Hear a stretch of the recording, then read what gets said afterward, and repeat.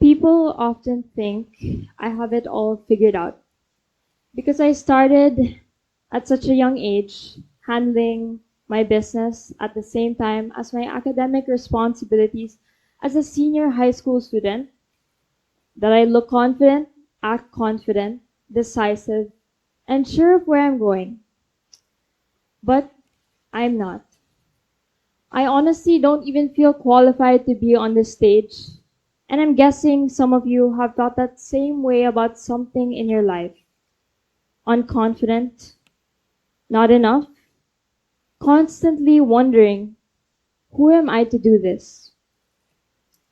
But this opportunity to be able to stand in front of all of you, to be able to inspire young individuals like you, is something I simply couldn't waste. It is itself the lesson.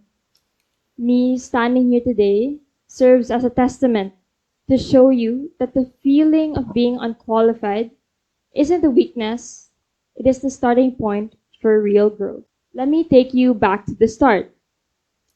In my younger years, I started by selling lemonade to my neighbors and even charging my family friends money before entering our house. I had the biggest dream of becoming a YouTuber like Jake Paul or the other popular YouTubers of the 2010s. I love slime and painting, so I sold those on Shopee as well. And at around 15, I started creating content on TikTok, specifically Get Ready With Me TikToks. I had built over 30,000 followers and partnered with different global brands. I also earned commissions through affiliate marketing. Then, when I was 17, became a part of Bon Voyage. It's a perfume brand that my cousins created, and I basically just helped out with their branding and marketing. It was all a search for my thing. Then, about a year ago, I found my baby. I got a DM from this guy named Johan.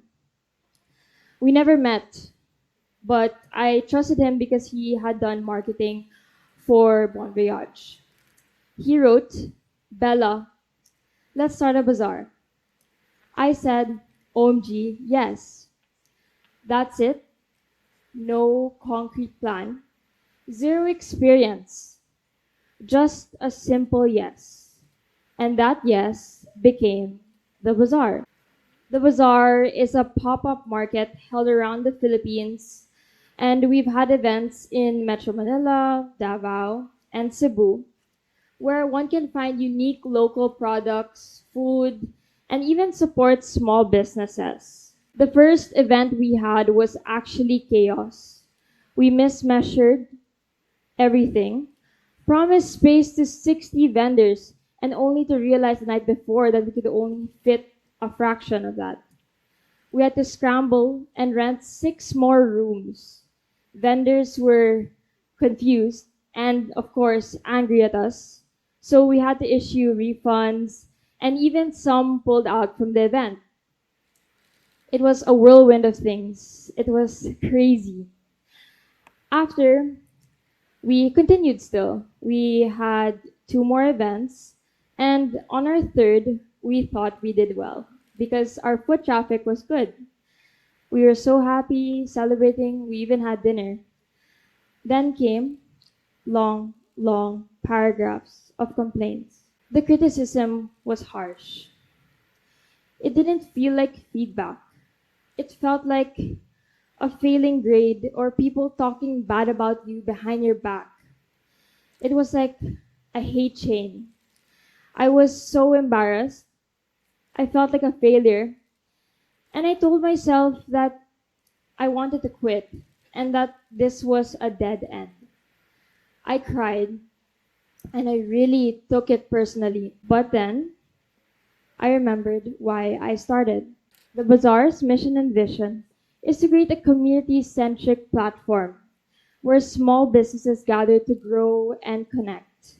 We want to create more than just a pop up, to be able to build a collaborative space where entrepreneurs can learn, share stories, and create a lasting impact together. That mission and vision we had, that why, is the reason I cling to when I'm on the very verge of giving up. It is my anchor and my safety. When starting anything, a business, a project, a new path, your vision tells you where you're going, and your mission, your why, is what pushes you to fight when every part of you wants to stop. So I opened my laptop, I faced the criticism, and of course, it's important to note that you should know that not all criticism is useful. Some of it are baseless, and it's something that you shouldn't ignore. It's important to take that constructively. So I read every single painful comment, dissected each comment, and cross checked what we needed to improve, even if it really hurt. From this, I created an areas to improve presentation where I listed every single complaint from unclear vendor communication, poor booth layouts, and not enough promotional materials. I met with my staff and I said, this is what we need to change. I hired more staff, interns, and tried out different marketing strategies and logistic techniques. From then, we closed the bazaar for about 2 months to be able to fix and revamp everything. Together with Johan's partnership, step by step, mistake by mistake, we rebuilt. Now, instead of chasing merchants, we receive over 100 inquiries daily from brands wanting to join us. Before, we also had an average of 450 attendees. Now, we're nearly welcoming over 2,000 people at our bazaars. All because we didn't succumb to fear, we faced it and turned that painful feedback to our game plan for growth. We live in a competitive generation where the end result is praised rather than the journey created. We're taught that being ready is a prerequisite to starting.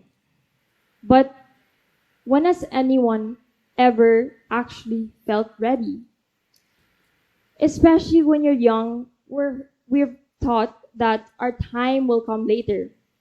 And in high school, of course, that pressure multiplies, and I'm sure you guys know that, where everything feels like a preparation for a future life. Where we're told to wait until college, wait until you have more experience, wait until you have a title, a network, or a perfect plan. But I'm here to urge you, stop waiting. My experience teaches you to see beyond your perception, calls you to think beyond the normal. Young leaders are often judged by age, experience, or titles, but this encourages you to challenge this stereotype because credibility is not proven by how old you are. Credibility is proven by your action. I'm still in high school, and definitely I don't have my whole life figured out. But I learned from my experience that I have the passion to create impact now and not later. Starting early doesn't mean that you avoid all the hardship. It means you get to meet it head on earlier. You get to make the mistakes, absorb the criticism. You learn how to fall, get back up, and keep going. Starting early teaches you how to listen, adapt, and improve, not just in your business, but in yourself. So let me ask you, what are you actually afraid of? Is it failing, being judged, not being perfect on your first try?